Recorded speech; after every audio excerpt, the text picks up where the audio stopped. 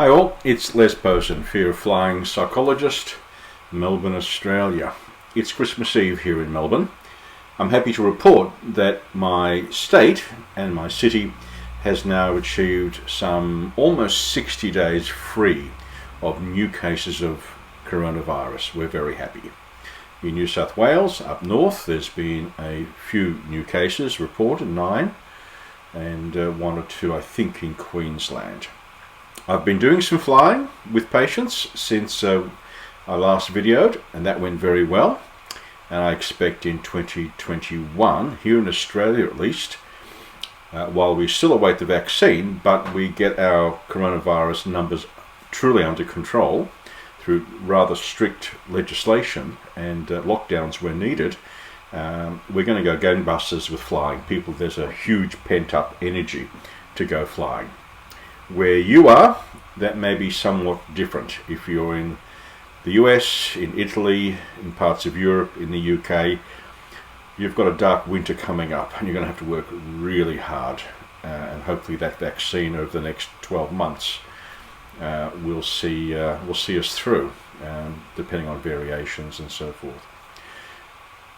So I want to wish you all the best for Christmas and for the new year coming up. Let us hope that we see the back of 2020 and 2021 brings some exciting news. In the next week or so, while I've got a little bit of a break from seeing too many patients, I'm going to be producing some new YouTube videos for you. And we're going to be really focusing on steps that you can practically take to work on a program to deal with your anxiety, whether it be about fear of flying or some other behavior that you wish to change. There are going to be 3 things we're going to be working on in particular. Number 1, we're going to be looking at those behaviors you wish to change because you are either engaging in avoidance, which is one of the hallmarks of anxiety in terms of behavior. The hallmark is avoidance, or doing some sort of safety action or ritual to minimize your experience of discomfort or your knowledge that I'm about to enter into a place where I have experienced discomfort.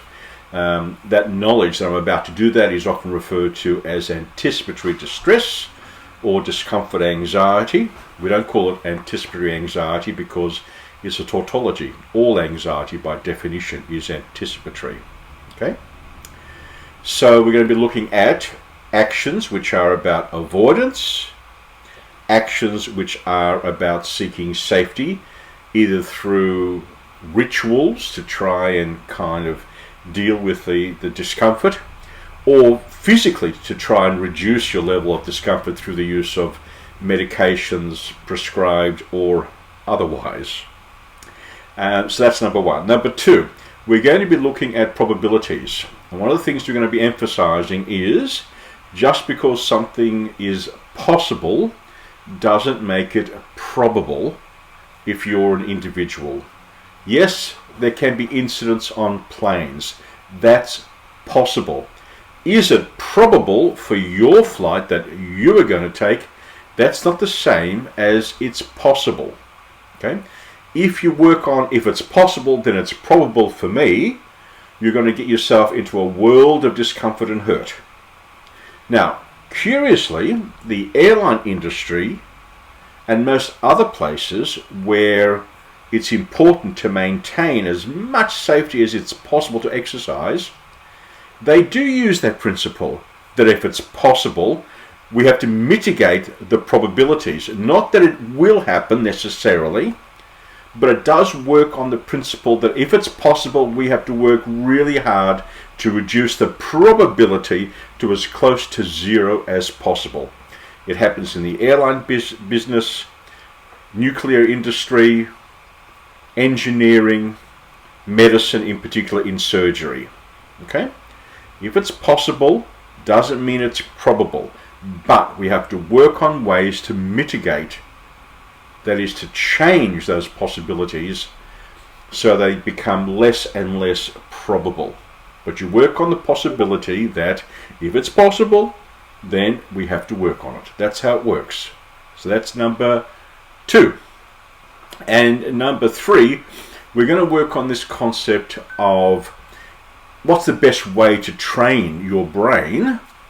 That is to set up some new neural pathways to make those older ones less available for your brain to use when you confront a difficult situation, either in thought or in reality.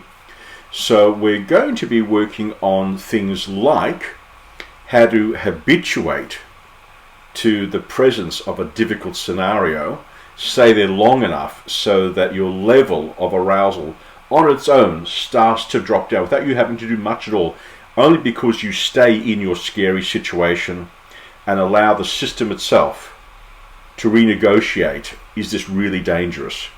The difficulty being that as soon as you say, oh, this is dangerous, and you find ways to leave, and you get cleverer and cleverer at finding ways to leave, you actually perpetuate your fear response.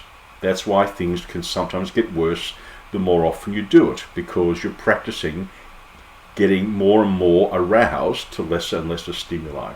That's how it works.